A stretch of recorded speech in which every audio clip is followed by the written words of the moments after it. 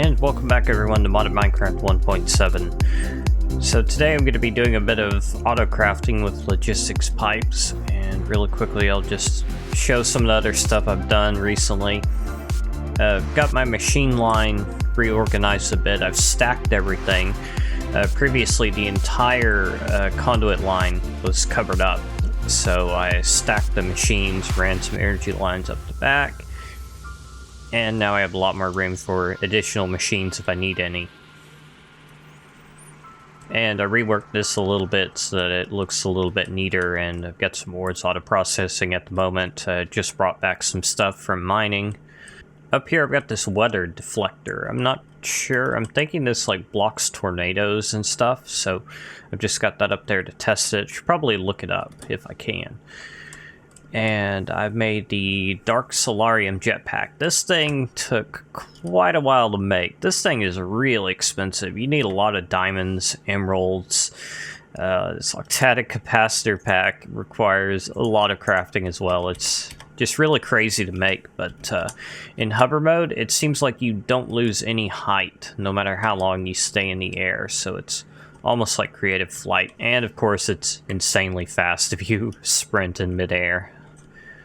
Actually, I don't think you can double tap W to do that. You have to use control. Alright, well that's enough of that. Let's go ahead and get to the auto crafting system and logistics pipes. Oh, actually, one more thing. I replaced some of the blocks in the floor here with the clear, or the white stained glass. Previously I had these clear panels, and I thought that'd be kind of a good idea so I could see the pipes down below. I'm not sure what I think of it. And Earthworm Jim, I might put you up for a few minutes here. Can I not pick you up with a soul vial? Oh, I guess I can't pick him up with a soul vial. That's kind of unfortunate. Let's see if I have something else. Okay, golden lasso. I'm guessing this won't work either. It seems to have made a copy. Okay, well that's an interesting bug. Now I have two Earthworm Gems. Great. I just made the problem worse. Alright, well, we'll live with it. So, with logistics pipes auto crafting, mostly what you need are the crafting pipes, and there's several tiers of these. I've got the first one. So the first one crafts one item at a time, the Mark II crafts 16, and the Mark III crafts a whole stack. And then you also need these logistics crafting tables, which are not that expensive to make, really. It's just wood and stone. And the crafting pipes, they're not much worse either. You need the basic logistics pipes, a bit of redstone, and a stone gear. So what we can do now is, you can see I've already got a recipe up there for planks, and if I wanted to, I could click on one of these pipes with a wrench. And now, this interface looks kind of complicated, but I'll do my best to explain it. I don't know what the satellite is at the moment. I'm going to look that up before the end of the episode. I think that's for crafting with furnaces and stuff like that. So I'm going to go ahead and click open, and this is actually the GUI for the crafting table that's behind the pipe. So I could also get that by right-clicking on the table if I can reach it like that, but it's easier to just open it from the pipe itself. So from here I can lay out a recipe I want, like 2 planks makes 4 sticks, and you can kind of see just barely that it's showing some planks here. Now, back on the GUI for the pipe, I can click Import, and that will import the settings from the crafting table and allow you to craft sticks from a request table, or I assume a request pipe would also work. And you can also lay out the inputs and outputs manually. Like, I could say, that is not how you do it. Do I have to do it like that? There's probably some other way to do that. Then add sticks to the output, like that. But again, it's just easier to import it if you can. Alright, and now you can also make this crafting sign creator, which is a little bit expensive, and I think it does have a limited number of uses by the looks of it. I can right click on that pipe and it'll show me what that particular pipe can craft. by just looking at it. That's not necessary, but it's kind of nice that you can just see what you have auto-crafting enabled for at a glance. So now I can come over to my request table and type in, for example, planks. I took all my planks out of the chest that I had planks in, and you can see it's showing me planks now, but it says I have 0. So now I could say, give me 16 planks, and that'll take just a minute because it has to go through all the pipes and such, and we can see them going down below and back into the system and eventually to the request table. So that does take a minute for them to go to their respective crafting table and back, and I could probably lay this all out so that it's physically closer, but I'm not really too concerned about that. So let's go ahead and drop these planks back in, and actually those would have gone to the default route instead of where they would normally go, but that's okay. So now let's say I need some more sticks. Okay, so we got sticks here as well. And let's say craft a whole stack. So how many planks would you need for that? 32. We have 16 in the system. So it's also going to need to make some more planks in addition to making these sticks with the planks that are already there. So you can see it sent some oak wood over, and I believe the planks that got crafted got sent straight to the crafting table for the sticks, so they didn't have to go back into storage and then head back to the crafting. They're smart enough to go straight to their destination. And there we go, a stack of sticks, which I will just go ahead and put all this stuff back in my wood chest. I actually need to reorganize all my stuff. Some of the stuff is, these chests are getting way too full, and I've got a bunch of unused chests here. Okay, so another cool thing you can do with auto-crafting is that, say you have a supplier pipe right here, which is set to keep an inventory stocked with an item that you have crafting for, as I have right here. So I have this set up to keep me with 8 stacks of these laboratory blocks in this chest at all times, and if I take a stack out, we should see in just a moment,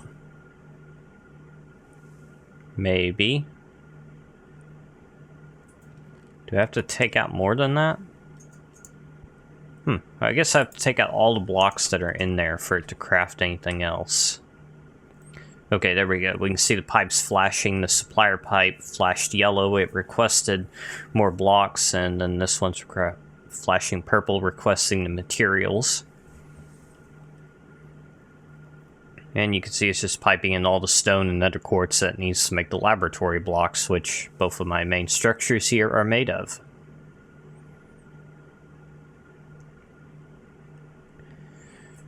And there we go. Now I have a ridiculous number of laboratory blocks, but I'm sure I'll use them all eventually.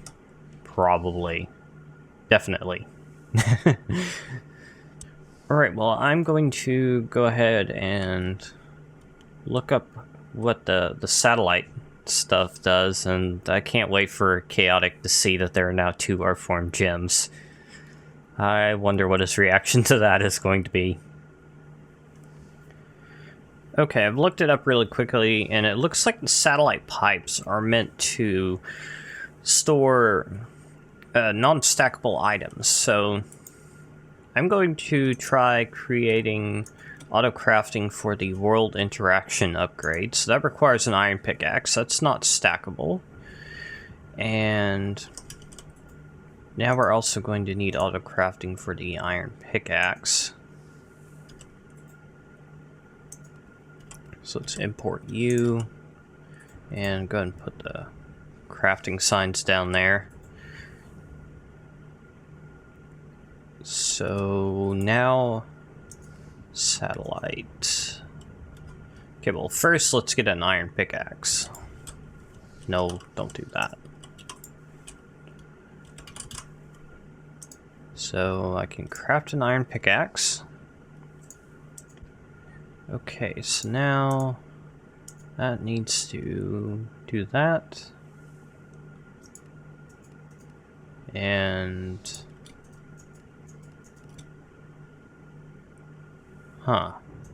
I thought you were supposed to use this to set the satellite number. Maybe I need to clear that from the regular inputs. Okay, maybe I need to assign that an ID other than 0. Okay, there we go. So ID 1. So now if I were to say, give me like 4 of these world interaction upgrades, what are you going to do? There's lapis, iron, some iron pickaxes went in there. And okay, why are you not getting the iron pickaxes? Do you also need to have like a provider pipe? Okay, I think I've got this figured out. I think you do need the provider pipe, and that needs to be placed before you craft anything.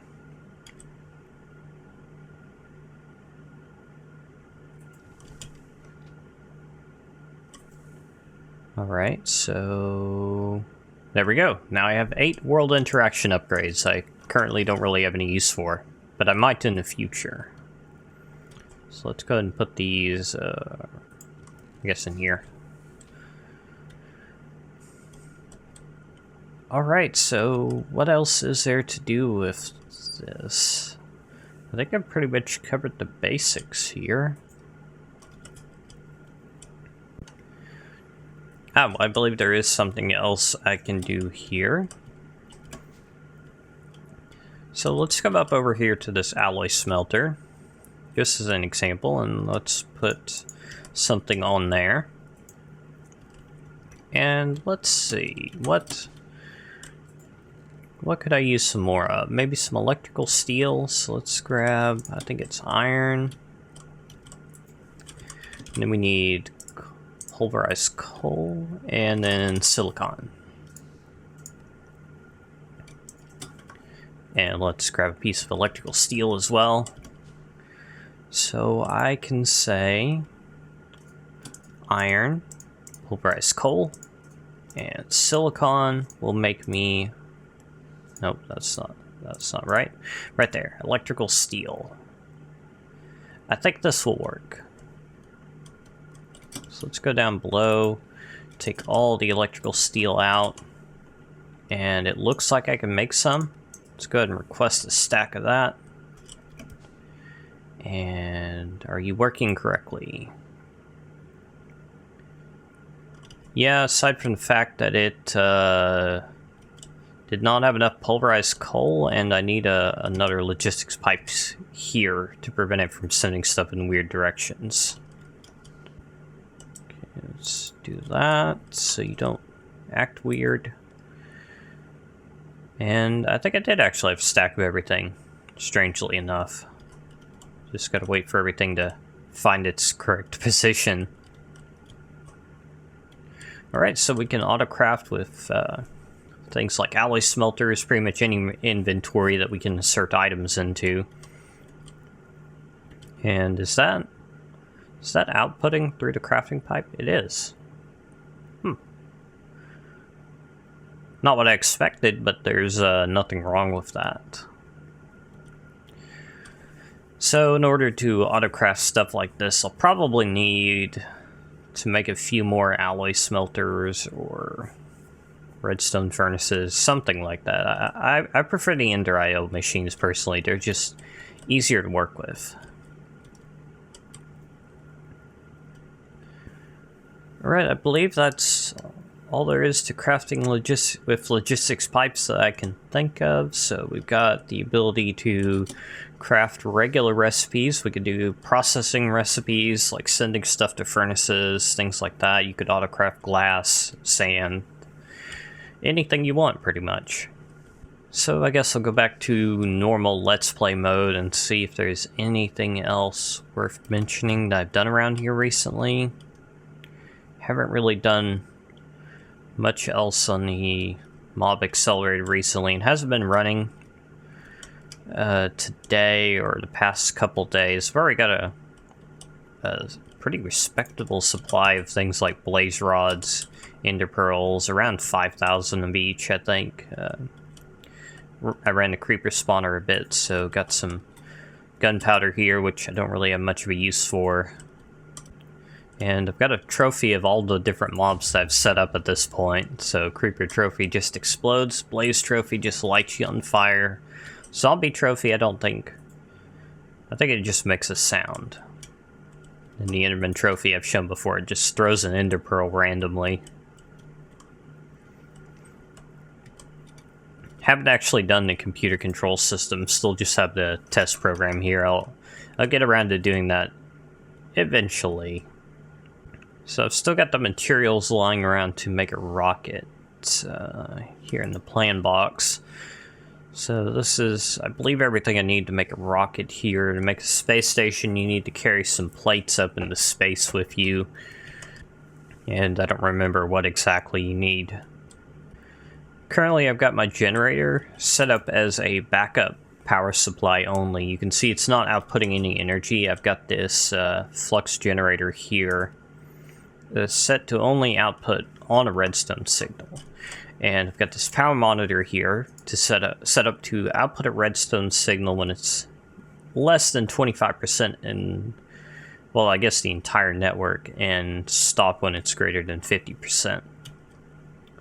The reactor up above, it outputs to this capacitor bank here, which is the one that the reactor computer monitors. And it's currently in a lockdown state because the capacitor bank filled up.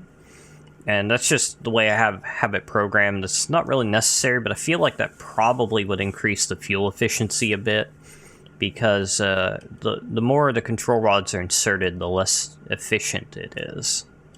And if we were to go down below, I've now got this connected to my main network, which is why the generator is a backup. But it's set to only output, so only the reactor can fill up this capacitor bank, but this capacitor bank drains into the rest of the tower. And I hope I'm not being too confusing here. So the reactor is running the tower, the generator is an emergency backup. Makes sense? I think it does. Alright, so I think that's all that's changed, and there's something I kind of want to mention, and kind of hate to say it, but I feel a bit discouraged recently. I mean, I get several new subscribers a day, but my views are about the same. It's just not very good. It could be a lot worse, but you know, at least like one day a week, I have to feel like this is kind of a waste of time. And this past week, I feel like I've been wasting my time a lot here. But I just realized there's a little inconsistency up there. I need to go fix it. But no, not gonna quit YouTube just yet. Maybe when I get a job, I'll have to slow down or quit. I really don't know. It just kind of depends on how demanding it is. I'll probably have to get some, like, really junky job at first. Like, find a company that hires for the kind of jobs I want to do and sign up to be a janitor or something is probably what I'm going to have to do, is from what I understand.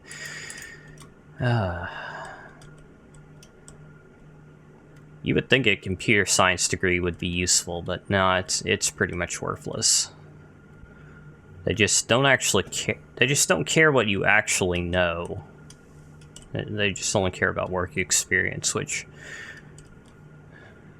I don't know. I've heard a lot of universities like only teach the theory behind computer science instead of the practical application. So I can see why some companies would be skeptical about hiring anyone because of that, but still, it just stinks for me because my university was the kind that taught the practical stuff from day one.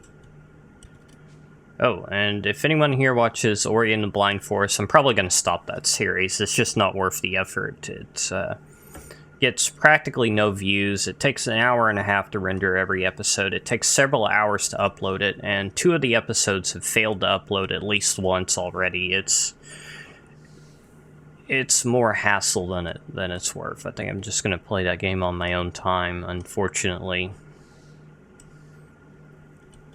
My 1.8 series, it's not dead, but it'll probably be down for a while because there's just not enough to do. This series will be kind of inconsistent. Probably. It might not be, I don't know. Probably 2 episodes a week. And I'm trying to think if there's anything else I could do.